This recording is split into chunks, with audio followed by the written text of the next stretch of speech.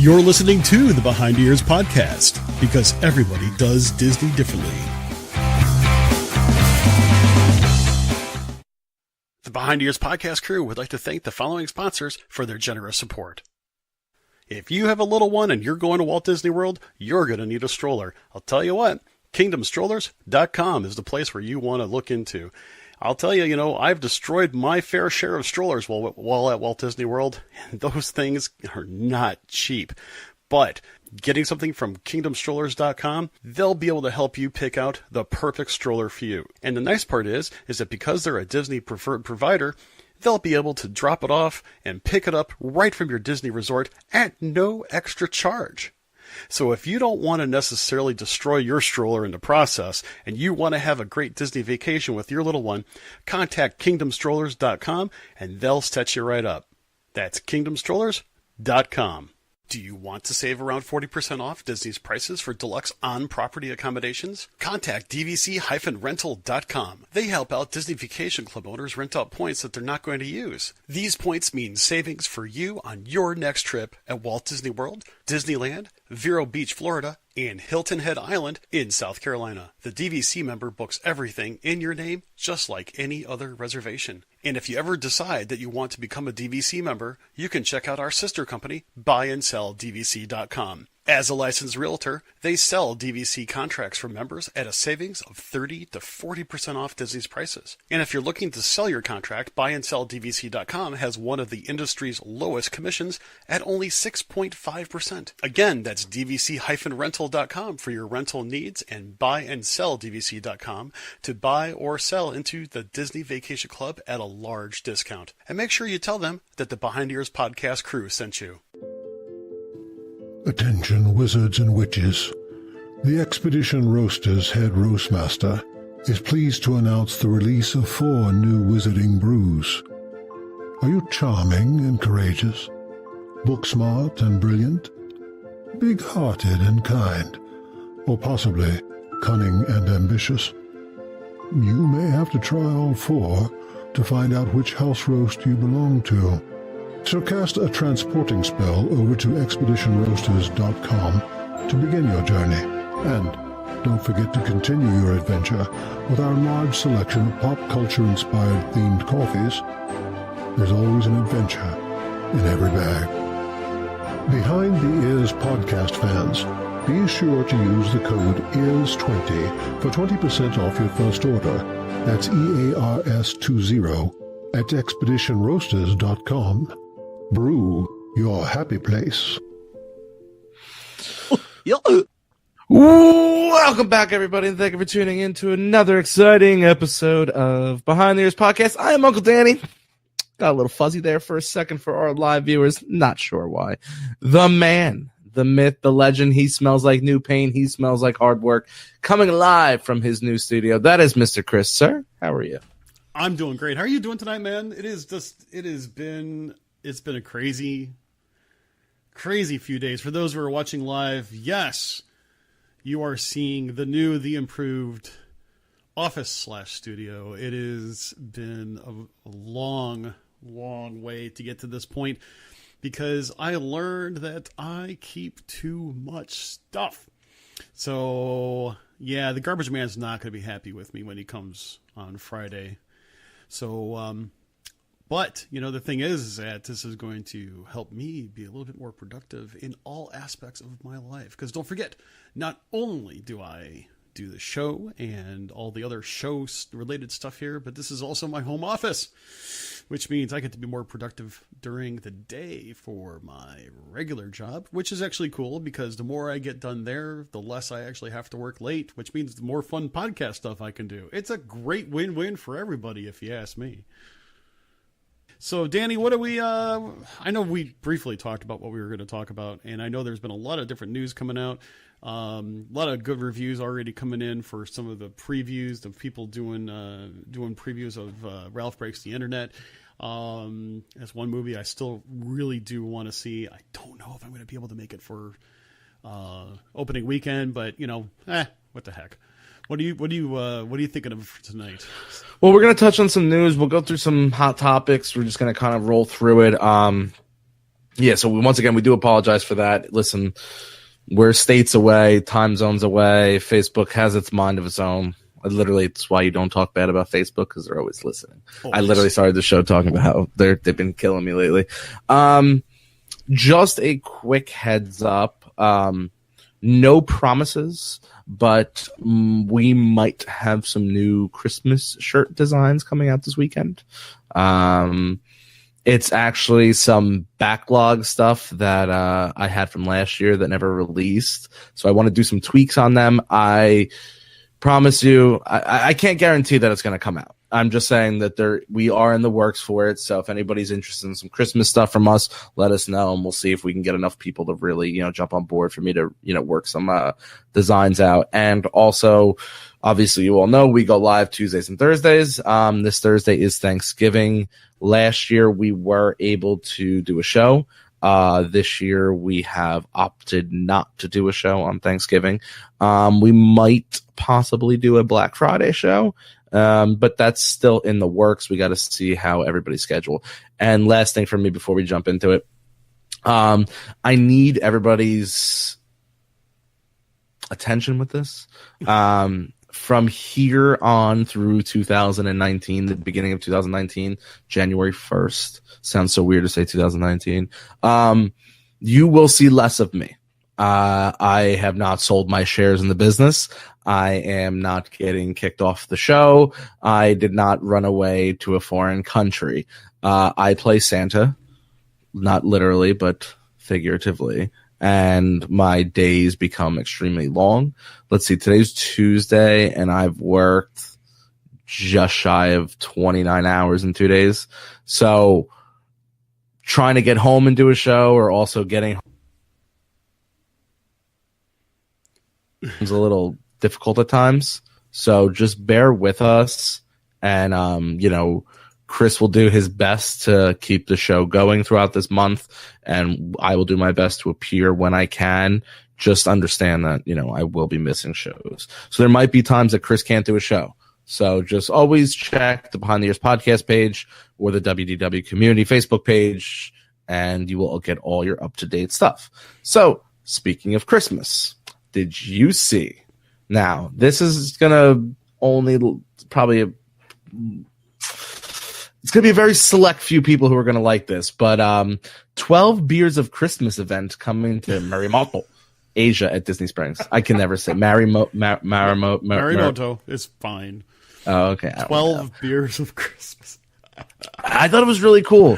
And I'll be honest, I have not eaten there. But looking, and I know there's a lot of Disney podcasters that are like, really? You've never eaten here? It's the best place ever. It just never tickled my fancy with everything else going on in Disney Springs.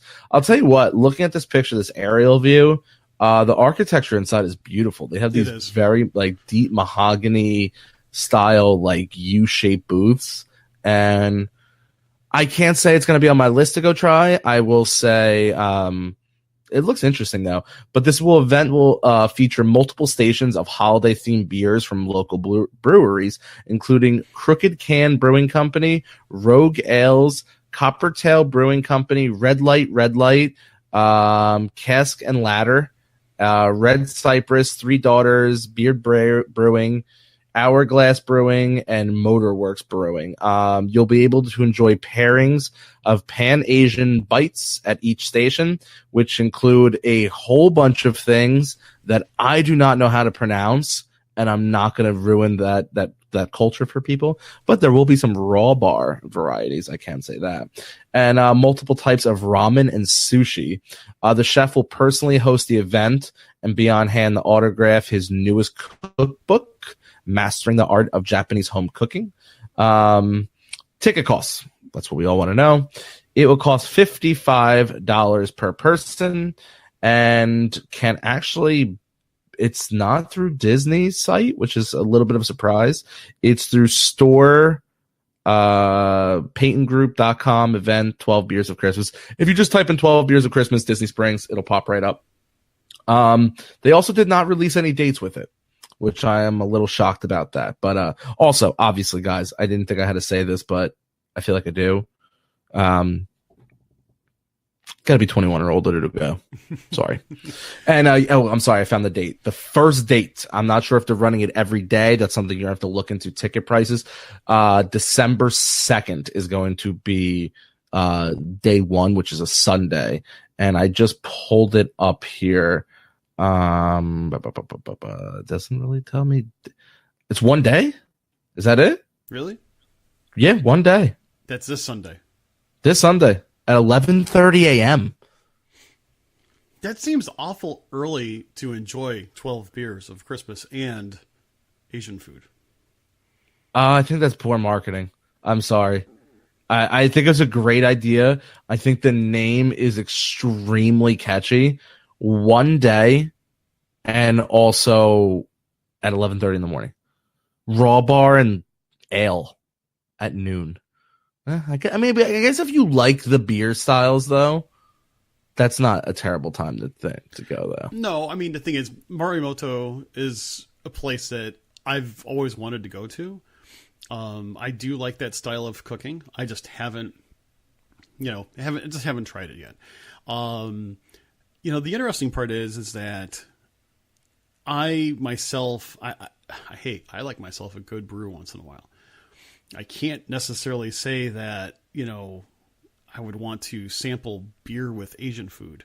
The last time I did that, it was okay, but it wasn't my favorite type of event.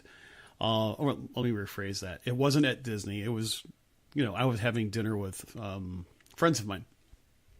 And, the thing of it is that I like to support local breweries and stuff like that, but I'm very picky about the brews that I actually go ahead and do enjoy, just because, let's face it, you never know with the home brews what it's going to really end up being like. And that's okay. That's just a part of the fun.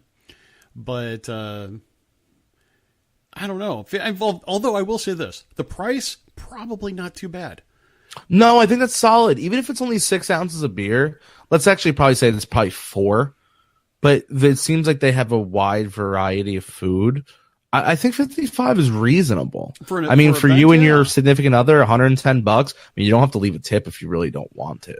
Yeah, I mean, the thing of it is that you're talking about a dining experience, and that's really not too bad for a dining experience, especially if you're going to get multiple beers, multiple food. You're going to talk with the chef. I mean, that's a pretty nice little shindig going on there. So if anybody goes, let us know how you like it. Also, at the same time, if any of you have actually been there for dinner or lunch, love to hear your feedback on it. It's one of those things that I would like to try during one of my next, couple trips, or I should just say sometime in 2019. Only because, let's face it, we're still foodies. Danny, I don't know. Do you like Asian food? I do. I enjoy Asian food, yes. Okay. I wasn't really sure if you haven't been there because you're not keen on the cuisine, or whether or not you're just haven't been there. You know what it is? Living so close to the city and just the type of eateries I have around me, mm-hmm. Asian cuisine is pretty readily available for me. Sure. So there's a lot of things. So I'm more into theming when I'm in Disney, because I feel like where I live, we're like a little beach town. The theming for restaurants is really nothing to write home about. Sure. So I'm a big person. Like, I as long as your food is okay, I'm cool if it's good theming. The same thing is like, but I'll railroad you for bad food though. Like when we went to the Hangar, everybody knows how much I love the Hangar. I love the Hangar for its atmosphere and its drinks. Their food's absolutely horrendous. Yeah. Yeah, I can understand that. Well, you've mentioned that before, and at the same time, you're right. Go in there for a couple drinks with friends. Absolutely fabulous theming. I mean, the atmosphere is great. It's a whole lot of fun, but you kind of have to realize what you're getting and where you're getting it from. We went to the Hangar Bar not this past summer, the summer before. Absolutely fabulous. And the thing is, there, it wasn't really that, I won't say elaborate, exorbitant prices on beer and beverages and some really cool beverages that people had, things that were just outside of the ordinary. I mean, I'm not a big drinker. I'm really not. But get me a theme going in a sense of a nice, a nice beverage that is just a little bit different. Really can't find it anywhere else. I'm game. It's just one of those things. I'm willing to try almost anything once. And if our friends Nick and Jess are around, they can attest to that. So yeah. How many times did I hear, "Hey Chris, try this. What is it? Drink it." Oh. Fine. Okay. We're going to do some quick hitting stuff. The last thing we're going to touch on today is because it's the longer item on my list is Epcot's 2018 Festival of Holiday Times guides and the map. So that's going to be the most time sensitive. So let's boogie on through some smaller items like Wolfgang Puck's Bar and Grill at Disney Springs is now open. They released the concept art. Looks pretty cool. Well, not the concept art, the actual photos. Looks kind of cool. The thing is that it's in a whole new location, everybody. And so far, people have said that, it looks really good. They've got a gelato bar that's a part of quick serve. And one thing our friend Brian mentioned was that it's totally being run by a group of different people. So the thing is that if you didn't like Wolfgang Puck for one reason or another before, now it's definitely worth another try. Yeah. I think that's kind of cool. I've never been to the restaurant. I've done the quick serve once. It's pretty good. And at the same time, let's face it, you got to try it. It's something new. And I look forward to actually trying to give it a try sometime in the near future. It's just one of those things where, there's so much. I just don't know what to start with. Yeah. Let's see. Disney's Hollywood Studios will mark its 30th year with a new logo. Now this logo is not released yet. It will be released on January 18th, 2019. Along with its release on that day, so mark your calendars. We will see the debut of Metroville, where you can meet Edna Mode and the Incredibles. Well, I'll tell you right now, especially after seeing the Incredibles 2 last weekend. Oh man, I really want a good character interaction with the Incredibles coming up. And I believe they usually do a pretty good job with the characters. They do, especially if you're there with Mr. Incredible, and also especially if you can get one with Frozone if they ever happen, if he happens to show up. Although, let me ask you something. Mm-hmm. Have you seen the pictures of Edna Mode though? She looks a little creepy. Does she? I'll be honest with you. Everybody kind of knows if you've been listening for the almost 300 episodes we've done. Chris is the movie guy. Chris is the music guy. I am the parks guy. I am the business side of things. I've never seen The Incredibles. You really should. Never really tickled my fancy. You really should. That's it. I know what I'm going to do. I'm going to tell your significant other. I'm going to say, hey, you need to get him like a 10-pack of movies and also 10-pack of movies and a mega box of microwave popcorn, and just have a total complete mega happy movie fest. And you're not allowed to get out of the house until you have watched all the movies. There you go. Mickey and Minnie's Surprise Celebration coming to the Magic Kingdom, debuting in January of 2019. Once again, this is another January 18th thing. So keep that in mind, that there's going to be some big stuff coming out on the 18th. The celebration will honor Mickey and Minnie with new entertainment, merchandise, and specialty food and beverages over at the Magic Kingdom. Here's a rundown of the new character experiences coming to Magic Kingdom. Mickey and Minnie will greet guests together inside Town Square Theater, wearing all new colorful outfits for their special celebration. If you have not seen the suits or the dress is actually, I think, cooler than the suit. The dress is like this white dress, but it's a little bit poofy on the bottom and the shoulders, and it's got confetti everywhere. Meanwhile, Mickey is wearing a white suit, and from the top down, it's Mickey-shaped head confetti running all the way down. Those look... I saw those pictures. They look cool. They look really, really cool. And they almost look like birthday cake. That was the first thing I thought of. It's like if you can get birthday cake, that's what they look like. They look like they can be their own birthday cake. And it was really cool looking. I mean, a great design. Can't wait until people try to copy that design on some, Etsy shops, if you really ask me. I think it'd be kind of interesting to see that sort of thing happen. Guests will enjoy Celebration Station inside Town Square Theater, where they may sign a guest book to let Mickey and Minnie know personally how much fun they had during the party. Something very unique. I would equate it to the guest book that a lot of people don't know you can sign when you get off Tower of Terror. When you walk by the little bellhop before you get, bless you, before you get into the gift shop. There usually is a Stitch there with a costume on, not a life-size Stitch, like a little stuffed animal Stitch. Right. If he's not there, but just look on the table right there. There usually is a guest book. Definitely sign that. Something kind of cool. The all-new song, It's a Good Time, will play several times daily as part of the new Move It, Shake It, Dance It street party. During the High Energy Bash, singing hosts will invite guests to join them with fun Disney pals, including Donald Duck, Daisy Duck, Goofy, and many others. Which brings me to my next thing. Don't always believe everything on the internet, and I was, I guess, part of this because I thought Move It, Shake It, Dance It was going away. Okay, good. I'm glad you said something, because I was actually going to say something about it, because I knew when they announced it that it was going away. The fact of the matter is, it was almost like it was just going to go get changed.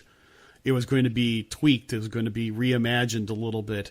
It is a slightly different experience from what I gather, but it didn't really go bye-bye. And I think that's just one thing. I mean, zero disrespect when I say this, but it just seems like it got blown out of proportion as to, what was happening with it. And so I'm not really sure if people just didn't know, or if people, if people didn't know correctly, or did Disney have something up their sleeve and just said, yeah, we're getting rid of the old and now we're bringing in the new. So I have a feeling that's really what happened. And Mary, one of our beloved listeners, been with us for a long time. Her trip starts on the 18th. Well, lucky you, Mary. Last thing from that is Mickey's beloved dog, Pluto, will meet guests under the big top at Pete's Silly Sideshow in Storybook Circus. Whew. That sounds fun. The new movie is coming to the Canada Epcot World Showcase. So, ladies and gentlemen, it slowly is starting, and you heard it here. We've been talking about it, and now you're seeing the news break. You're hearing us talk about it. They're slowly revamping Epcot. Subtly, under the radar, but they're doing it. Following a busy weekend of announcements, one smaller detail that might have been missed is the Canada 360-degree movie will receive an update. Circle Vision 360 show has last been updated was in 2007 and will include new scenes highlighting Canada's natural beauty, cosmopolitan cities, diverse populace, and hosted by Canadian actor Martin Short. Disney is so he's still going to be the host of it.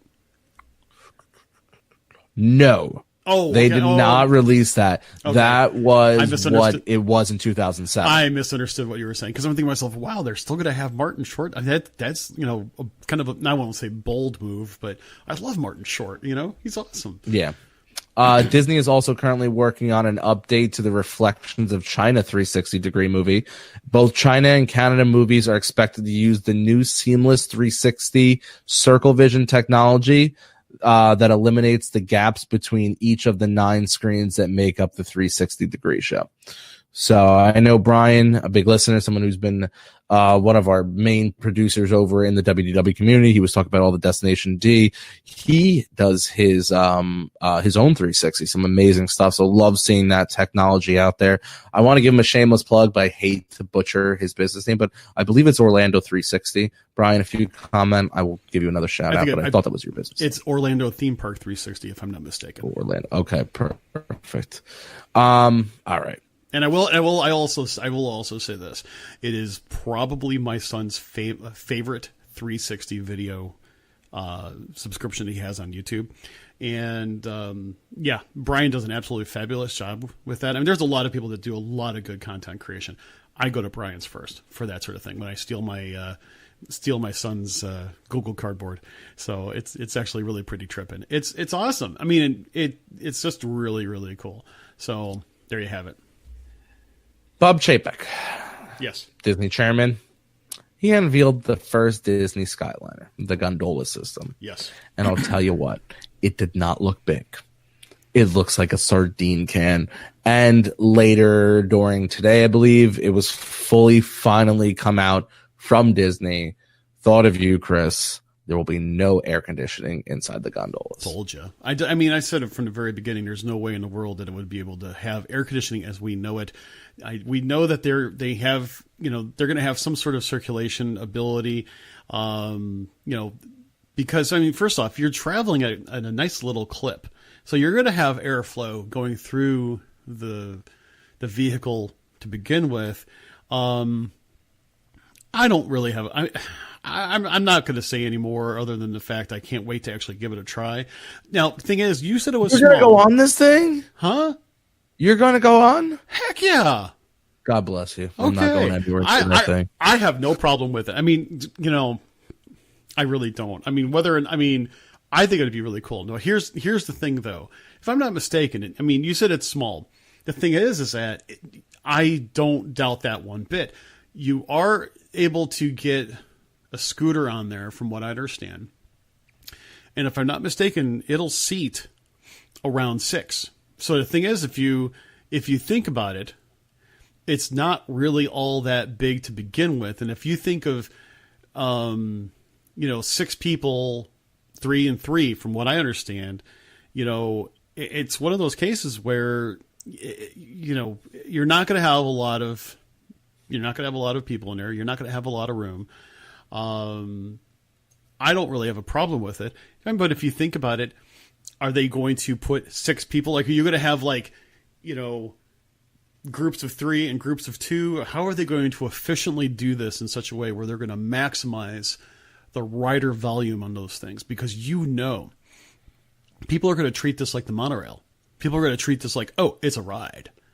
I mean, you and I both know that's going to happen. But so the original one was a ride. Yes. We've seen it all over. We have one on our boardwalk. Mm-hmm. But Disney made it seem like, hey, we're going to take this old ride that we took away years ago, and we're going to convert this into a form of transportation. And I think the gondola system that they had in the parks long time ago, Galaxy Far, Far Away, I think, if I'm not mistaken, they only fit like 4 people at a time. Maybe 5 if you were small. I don't know. I just remember it. And the funny part is that I remember that it was like the very first time I went back as an adult, I walked around Tomorrowland going, something's missing. Mm-hmm. And that's what was missing. And I remember riding that ride with my mom. Now, mind you, we went, for my very first trip when I was a little kid, was around this time of the year, right around Thanksgiving. In fact, we spent Thanksgiving at the Magic Kingdom. There was no other park. So, yeah, it was only Magic Kingdom. But I remember doing that, and it was a lot of fun. Of course, I don't think I knew any better, to be honest with you. It's like a 5-pound salami in a 2-pound can. Like, I think I'm too big. I'm way too claustrophobic. God forbid this thing breaks down. You're high in the air, just dangling. And I know you'll say, but you'll go on the monorail. I think because I know the monorail's so quick from point A to point B. But wait, the thing of it is, I'm sorry. I don't like to talk about things unless I can give credit where credit is due. There was a Disney YouTuber that was talking about the travel times between point A and point B for the gondola system. The fact of the matter is, it's not going to be all that slow from point A to point B. You're only talking, let's put it this way. Between stops, you're talking probably less than 5 minutes. In some cases, around 3 minutes. Here's the catch.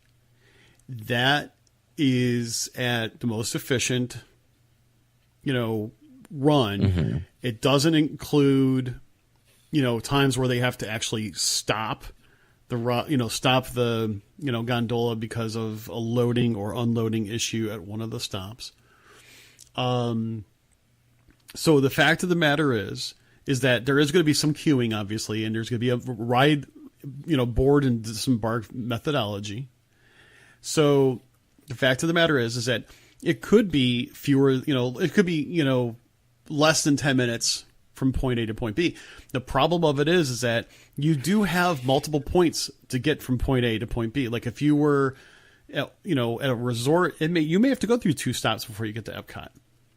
And so it's just one of those things where you may be on the ride for 10 or 15 minutes at a time. And you're right, though, the monorail is a little bit different. I think it's a little different because by nature that the monorail itself is on a track.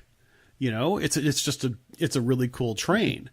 Whereas, the gondola, you are up in the air. Now you're dangling. But here's the thing. I get the engineering behind it. And I know there are companies that have gone through tons and tons of testing. It's not like this is unproven technology. There are places all around the world that use the same type of technology. You don't hear of any real issues with those types of things. The only things that I think we still have to wait on is what are they going to do during inclement weather, even though those other places, they do run those gondolas all the time in all sorts of weather. But we also know that Disney does shut the monorail down during, big electrical storms. They shut the boats down during big electrical storms. And if these puppies don't have air conditioning, what are they going to do during the storms and things like that? These are just things that we will have to wait and see. Disney is not going to sacrifice safety for quality or speed or anything like that. I'm very confident when I go on one of those things that it's going to be a great experience. I don't have a problem with it. Moving on. Sure. Beauty and the Beast sing-along coming to Epcot's France Pavilion.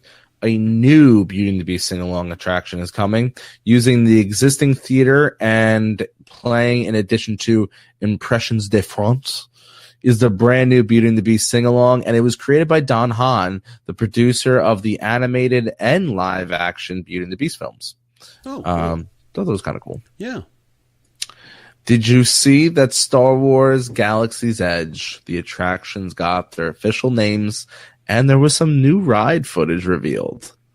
Yeah, I saw that. And at the same time, there was also a video of John Williams, is going to be doing the score for the background music and attraction or some of the attractions and so on. My son was all over that. I mean, he was like, oh, cool. I mean, I think it's going to be really kind of neat. Now, I'm hoping that you and I are able to get down there by the end of next year for it. We'll just have to see how it goes.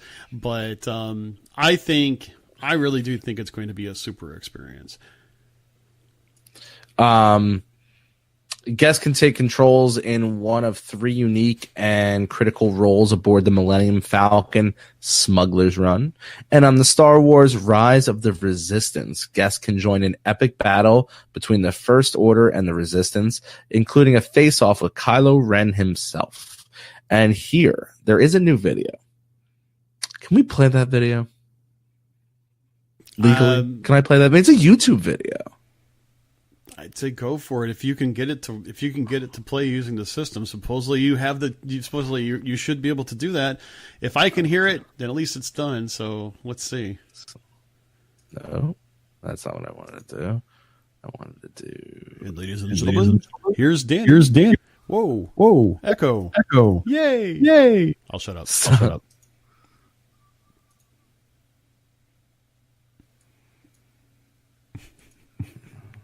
Is that how I release it?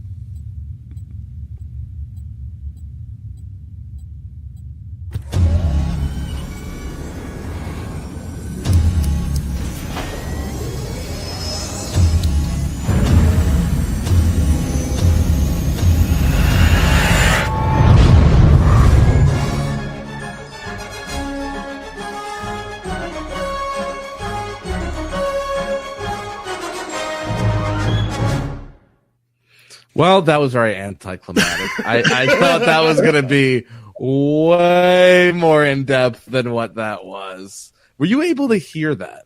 Yes, I was. Wow, that's a cool technology. Got to remember I have that in my back pocket. The only bad part about it is that while you did that, I could not say anything only because I heard myself twice, and which of course means that on the recording it's like hello, what, hello, no, baddie, Chicago, come, please. But I'll be honest. I mean, I'm so looking forward to it. I know that you're not the biggest Star Wars fan, and I really think that I just need to go get the box set for you and just send it to you for Christmas, because I really think that you would like it, type of thing. I really do. So, new projection show to begin May 2019 at Disney's Hollywood Studios. A all-new cinematic nighttime experience, Wonderful World of Animation, which will debut at Disney's Hollywood Studios in May for the 30th anniversary. This show will use state-of-the-art projection technology to take guests on a magical journey through more than 90 years of Disney animation, all beginning with Mickey himself. Super pumped for that. Oh, yeah. Super pumped for that. I mean, seriously, anything that's going to be really cool is going to be really cool with Mickey. But yeah, I'm all up for that too. I really am. Speaking of shows, Epcot Forever. You might say, what is this? That is it'll be debuting quite soon as the interim show before the full Reflections of Earth replacement. Right. The unnamed new nighttime spectacular will celebrate how Disney music inspires people around the world and will feature massive floating set pieces, custom-built LED panels, choreographed moving fountains, lights, pyrotechnic lasers. I don't know. Lasers. Before the new show begins, there will be a limited time experience called Epcot Forever, which will debut in the fall of 2019 and will feature classic Epcot tunes. Epcot Forever will begin with a spark of imagination that swells into the epic spectacular Wow. of fireworks, music, lighting, lasers, and special effects. Okay, so Epcot Forever is a temporary show. Yes. Yeah, I'm making fun of the name a little bit. Now, and of course, I will admit I'm not the first person to make fun of the name because of that. But it is one of those things where I think it's really going to be interesting. I will admit I'm an Illuminations diehard. And it's going to be really, it's going to be really challenging to really accept it. But here's the thing: I want to see the new show. If it's supposed to be a kind of an homage to things all Epcot, I think it's going to be really kind of cool. I'll have interest in it, especially if it's got a really cool soundtrack to it. The funny part about it is that like 2 summers ago, they really, people really poo-pooed the whole, Jungle Book show that they had as an interim show for Rivers of Light, because they needed something quick while they were reimagining Rivers of Light. And the fact of the matter is, people were saying that they didn't like it. I really super enjoyed it. In fact, I will say it had a great movie tie-in, which I think some people actually, it was the tie-in that they really didn't get the hang of. So the interesting part to it is the tie-in for Epcot Forever is Epcot in itself. It's going to probably have some history to it as well. And if you think about it, that's really cool, because there are a lot of things that went on, especially in the music and history of Epcot and how it's changed over the past, number of years, that a lot of us tend to forget. Like, have you ever seen the Tapestry of Nations parade? No. I haven't either, except on video. And a parade was such a wonderful soundtrack. There's a lot of things that actually went on at Epcot that they haven't done in nearly 20 years. Yeah. That, you pay homage to that, and I think it's actually really kind of cool. So I'm looking forward to it. Remember how I said that I didn't think that they were going to try to do anything with drones? So which podcaster? They're calling them kites. See, I think that's different than a drone. It's not Yeah. I think they're going to do something different. I picture kites. I think that's going to be kind of interesting to see how they do that. Looking forward to seeing how it goes. Let's see. I like what Jamie happened to say there. He's like, Illuminations captured a special place in my heart. He's a music guy. And he goes, I have no question as to the replacement will be good, but will it capture me? That, Jamie, that's an actual really good question, because there's a lot of things at Disney where the music ties in the story into the experience. And every time you hear those songs, it takes you back to that experience. So you could almost say that in every good Disney parade, show, fireworks, what have you, it's the music that captures you. Totally, completely get it. Like, example, Wishes. I love the Wishes soundtrack. I really honestly wish that they would release the entire Happily Ever After musical soundtrack instead of just the theme song for it. The theme song's absolutely beautiful. Love it. I absolutely love that theme song. But play the whole soundtrack. Just like, for Illuminations and for Rivers of Light and for Phantasmic. I even have the parades, all the old parades that are no longer around. That music, if it captures you, that is something that you'll always take with you. Okay, fair enough. For the nerds like me, parks and resorts revenues are they're going up. They increased by 9% for the fourth quarter in 2018. That's good. So, yeah, that's actually really good news. Disney's Wonderful World of Memories expands at Disney Springs. Disney's Coronado Springs Resort Tower was named the Gran Destino Tower, Destino. Chris, you touched on this the other show when I couldn't make it. Automated photo passes coming to select character greeting locations. So if you want to hear more about that, go check out our last episode of Behind the Ears podcast. Mr. Chris did you did something with Jess, didn't you? Jess came on. We talked about it, and it wasn't so much a vent session in regards to what they're doing, but kind of a speculation of how it's really going to be received. Not just by guests, but also by the cast members themselves. And so we'll have to see how it really works out. Take a listen to that, previous program to see how it goes. This is something also kind of nerdy. Disney and Citizen. Citizen is a clockmaker. They unveiled the new Mickey timepiece and in-park clock branding at Walt Disney World. This has been going. They've been in partners for 12 years. So screwed.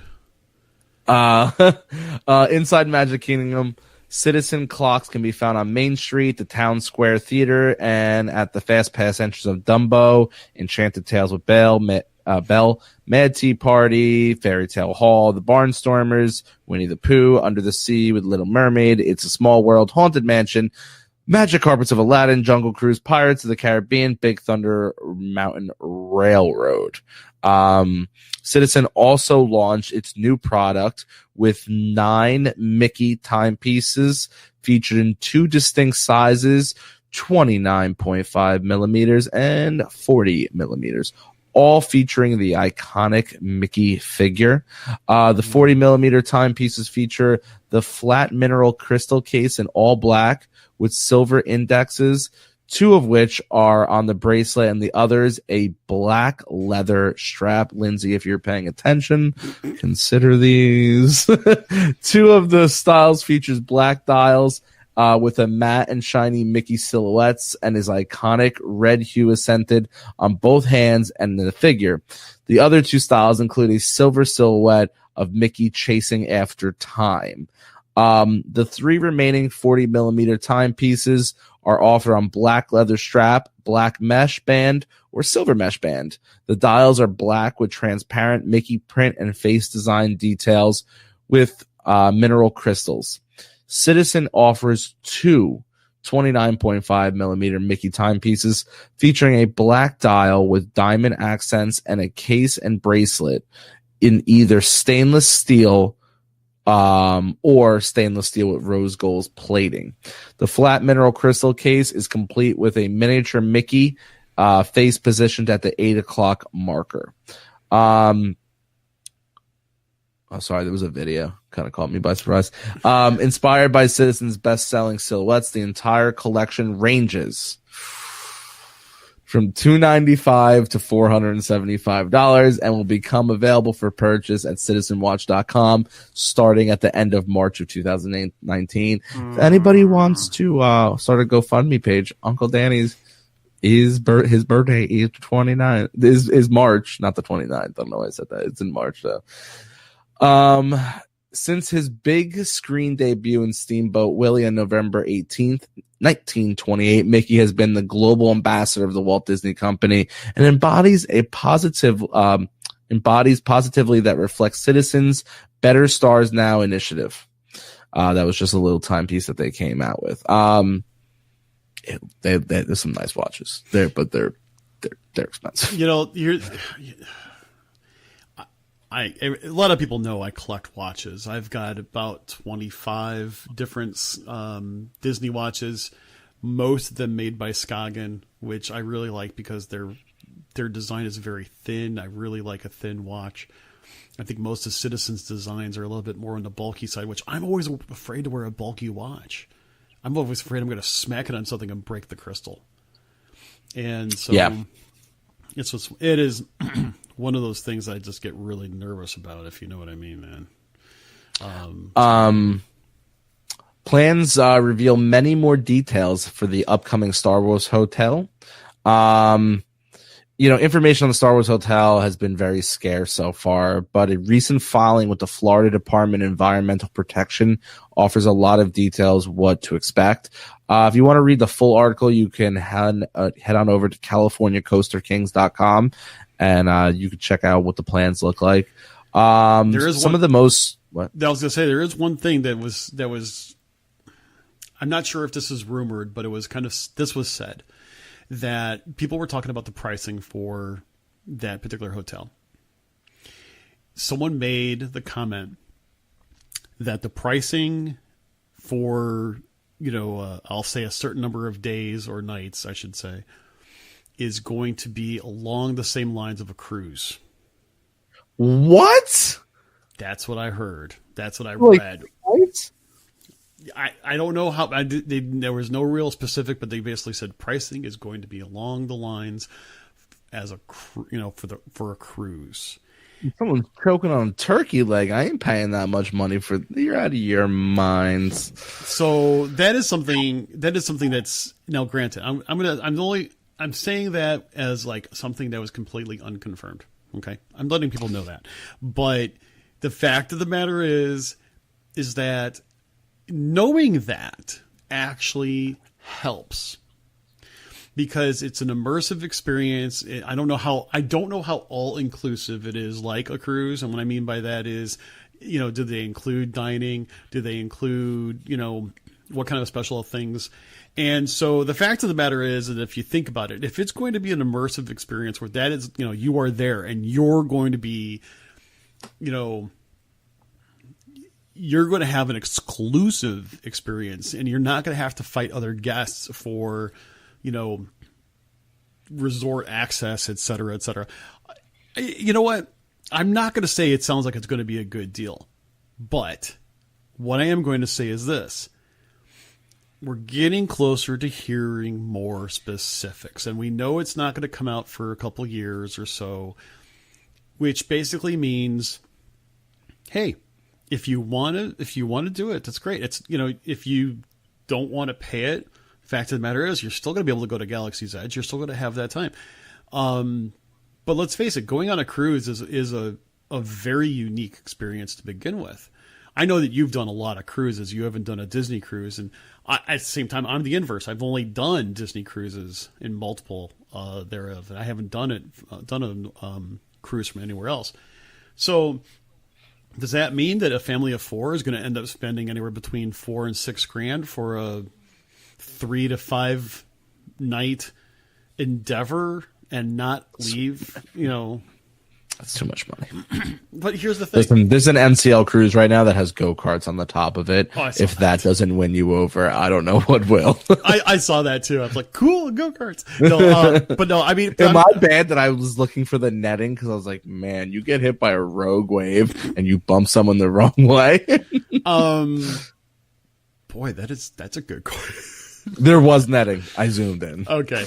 So the thing of it is that you also have to think of this. When you have an all-inclusive type of experience like that, you're not going to the park. You're going to the parks.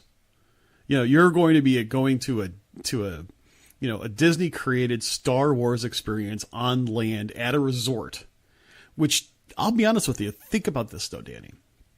I know that we're both kind of choking on the price, but there is one thing that Disney does really well, and that is they are immersive. They are immersive, and if there is anything else to be said about it, it's going to be like, that if they're going to be charging that sort of thing, people are going to walk out of there going, "Oh my gosh," and they're going to be speechless. Because otherwise, you know what's going to happen? I mean, if they're going to spend that kind of money and people will be like, no, wasn't worth it. Oh, yeah. No.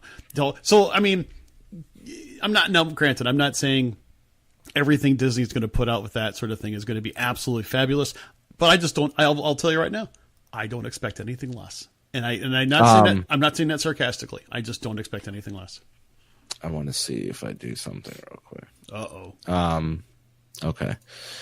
So touching on some of the things that were brought up, some of the more striking details, the hotel will likely have less than 100 guest rooms, or cabins as they would like to be referred to. The low number of rooms underline how immersive this experience is likely to be. Disney has previously said guests visiting the multi-day adventure will also be welcome to participate as a resident of the galaxy by dressing in Star Wars inspired attire. Nice. The first floor has 32 regular cabins and 2 first-class cabins. The second floor is likely to have at least as many and likely a few more, although plans for the second floor are not available yet. The front of the hotel contains the usual port for the parking lot, leading into a security screening area. There are then luggage screening and elevators that will take you onto the ship. Now, did anybody just hear what I just said to you? Yeah. There are then luggage screening. Ooh, so we're now scanning luggages? It's gonna be, that's interesting. You put it it's almost like they want you to think that you are going on a trip.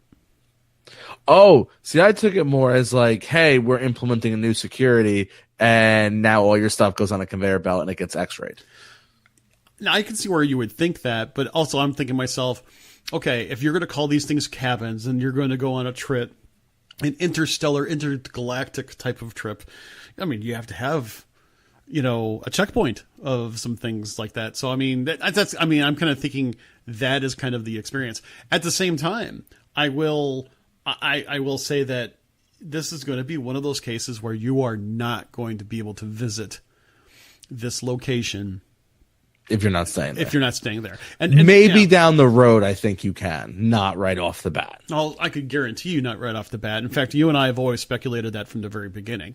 That yes. There's no way that anybody's going to be like, I just spent, a super crap ton of money to enjoy this type of experience, and we have a bunch of locals that are, kind of riding on our coattails. No, Disney is going to do something to make sure that this is not only exclusive, but immersive, but also exclusive. That's really what I meant to say. And I think they're gonna protect the people's investment in their vacation, because, like I said, This is not going to be one of those things where, oh, well, today we're going to go ahead and do a Magic Kingdom day. No. You're on Tatooine today, baby. So it's just one of those things. It seems likely that the entire arrival area will be a elaborately themed area, perhaps offering something similar to the Hydrolator. Hydrolator? Is that right? Yeah. experience from the Living the Seas. Disney previously showed some concept art that looks like the arrival experience via an elevator. Once you're on the ship, there's a table service restaurant, guest rooms, and an area for shuttle service to and from the hotel. Other interesting sounding rooms include a dojo, the brig, and the engineering room, all locations that can contain highly themed and immersive experiences.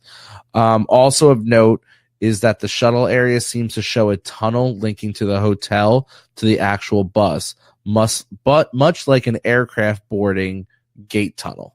This would suggest that transport to and from the hotel will use specially designed buses. I don't know about that. I think they'll just dig deep enough.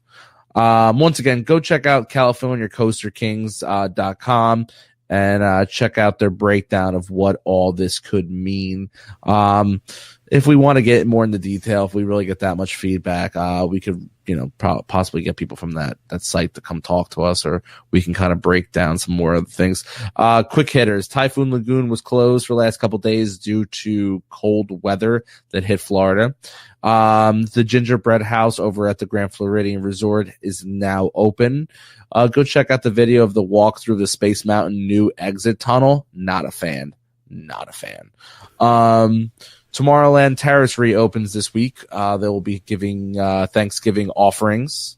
Mickey's Runaway Railroad. Mickey and Minnie's Runaway Railway. I hate that they use the word railway. Opening season is confirmed. The railway, you'll step through the movie scene and join Mickey and his friends like never before. The attraction will put you inside the wacky and unpredictable world of Mickey Mouse cartoon short, where they will star and anything can happen. This zany, out of control adventure. Man, these writers are so cheesy. Get out of here. Come on. Features surprising twists and turns, dazzling visual effects, and mind-boggling transformations that happen before your eyes. Once again, they're saying it will be open for fall of 19 for the 30th anniversary. Okay, I'm going to just go ahead and say this. They've been talking how it was supposed to be opened, beginning part of 2019. Spring of 2019 type of thing. And now they're pushing it back over, more towards the opening of everything else. I'm just going to say, hashtag not a fan. Now, granted, I'm not sure why they did that. But I was really anticipating that this coming summer or, this summer, everybody would be able to go see it. And because, there's a lot of people that have already planned their trips for the spring and summer time frame. They're going to want something new, but no, now it's going to be in the fall. And the fact of the matter is, I'm not trying to sound critical or anything, but now you're putting something in fall and then late fall with Galaxy's Edge. So that's one of those things where I'm like, it's almost like here's the thing. Do you think, honestly, people are going to make two trips to see that new attraction, then go see Galaxy's Edge? No. They're all going to do it at one time, which just basically means that for the first time ever, we're going to start seeing phased closures for Galaxy's Edge even beyond opening weekend. So I'm just going to throw that out there, ladies and gentlemen. My predictions are purely speculative. And I'm probably right more than half the time. Remy's Ratatouille. Yeah. Is that Ratatouille? Ratatouille. Yeah, it just looks like it was spelled differently, but I guess I just would have spelled it differently. Remy's Ratatouille Adventure is the name of the new ride coming to Epcot's France Pavilion. Guys, we are a good long way away from this one. Right now, projecting spring of 2020 for opening dates. So let's face it. Epcot's just going to continuously. Let's face it, though. From the end of 2019 through 2025, Disney is going to have some awesome things come before everybody. It is seriously going to be a big deal. And and one thing about Mary's basically mentioning different types of people, but she doesn't care about Star Wars. Here's the problem. It's still going to cause that park to be crowded. Because you're getting non-Disney fans to go now. Yeah, you're going to get you bring a whole other element of people. Yeah, that's the thing. I mean, I understand what Mary is saying, and she's right. There are a lot of people that don't want to go. But you're going to have nerds like Rudy and his friends invading the park. Hey, are you going to call me a nerd? I'm really looking I'm forward to calling it. Rudy a nerd. He's not here, so I can do it. Oh gosh. So that's just what I'm saying. It's just, it's just one of those things. It really is. But yeah, what are you going to do, right? So obviously we're not going to be able to get into the Epcot Festival of Holiday Times and Guide Map.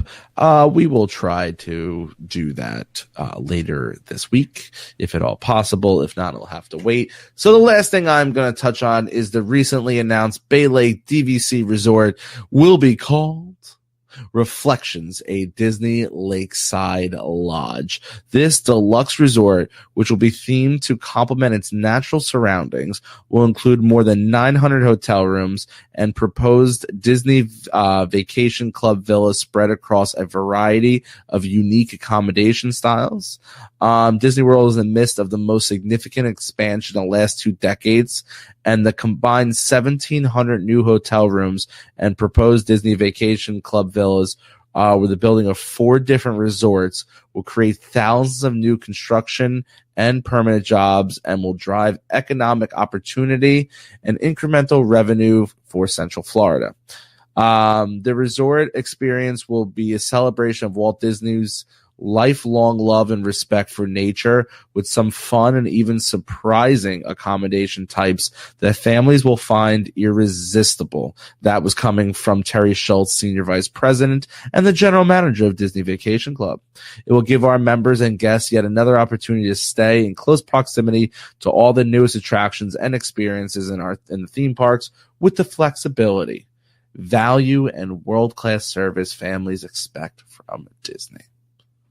Sounds like a plan to me, man. I might consider buying into that one. I don't know. The thing is though, I would still wait till it goes on the resale market after about 5 years. I would. I know. We really, what we got to do? We got to get Scott and B from DVC-rental.com. One of our sponsors, great people. I want to come on. I want to hear the pros and cons of buying new from resale. Because you see some of the things he posts on the WDW community page, where the other day they were doing this. They had a sale for an absorbent amount of points. I don't want to misquote anything, but something's running through my mind is like 170 points for Animal Kingdom Lodge. It's like $17,000, and I was like, so you don't say. That's not bad. Actually, the thing is that because I know that you're going to have limited availability, for the next 6 weeks, I was going to actually reach out to him now that I have my office back together to see when we can have him on for a feature Thursday, either solo or with you. Hopefully with you, but we'll have to see how it goes. But I know that, he's got a lot of really cool offers, or I should say options, not only for the resale market, but again, renting points is always one of those ways to try DVC before you actually go and buy it, which is how I got hooked on it, which I think is a great way to do it. Seriously,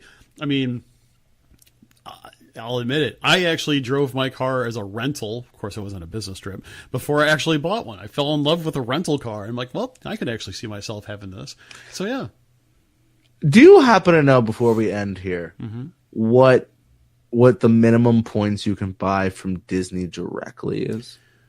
I want to say it's 100, but don't quote me on that. It used to be 160, which is the contract I have at Saratoga. It used to be the minimum for a new contract was 160. I emphasize new because I know there are a couple different minimums that you have for if you wanted to buy like add-ons. Like I can add on like 25 or 50 points. Or Mary says 50.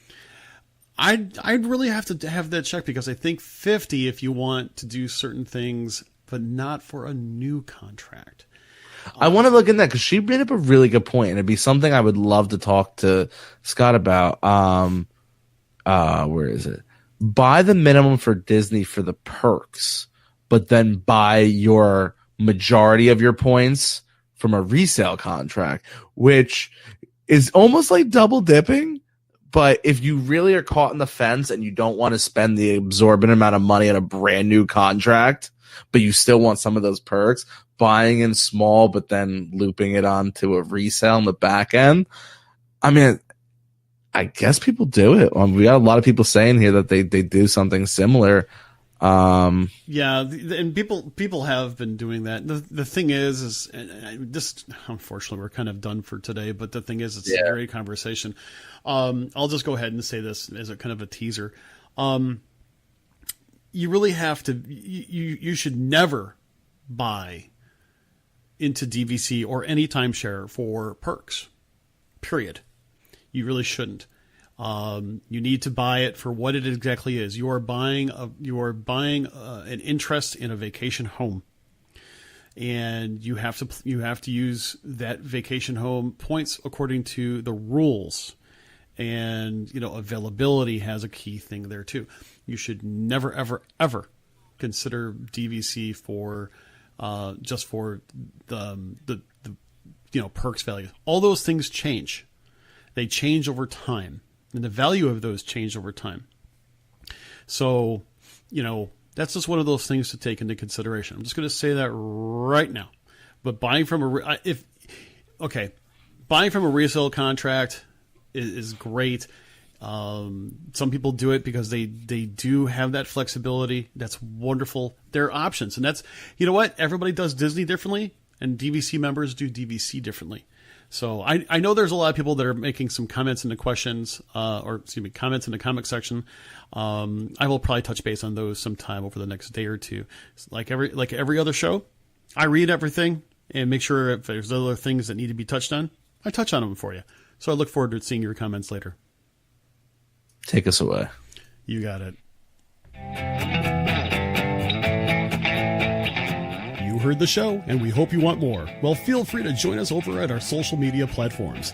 Instagram and our Facebook page can be found at Behind the Ears Podcast. Our webpage is behindtheearspodcast.net, and our email is behindtheearspodcast@gmail.com. And our Twitter handle is @BehindTheEarsPC. And come and join the conversation about all things Disney over at the WDW community page. Don't forget to rate and review the show over at iTunes or Apple Podcasts, as it really helps us get the word out about the show.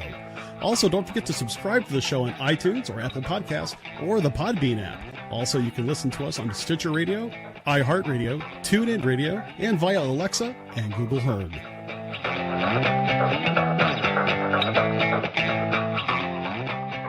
Gobble, gobble, gobble, gobble! I hope you all have a wonderful Thanksgiving. Y'all keep your hands in your pockets, your elbows to your side, mind your P's and Q's on Black Friday. No one needs to get into a fist fight over a 40-inch TV. With that being said, I'm Uncle Danny. That was Mr. Chris. This was a live recording of Behind the Ears Podcast. Thank you all who came in to watch us live. Thank you all who continue to give us your support and download the show. We hope you all have a safe and wonderful weekend. Safe and wonderful holiday, and make sure you wear your stretchy pants and eat as much turkey as you possibly can. With that being said, tuck your kids in tight, eat your cranberries. See what I did there? There you go. I'm Uncle Danny. I'll catch you on the flip side. And I'm Mr. Chris. Thanks, everybody, for joining us. Had a wonderful time today. Sorry for some of the technical problems in the beginning. Hey, it is what it is. But ultimately, another great show in the can. We love you guys. We hope to see you right after the holiday, and we'll talk to you again soon. Take care.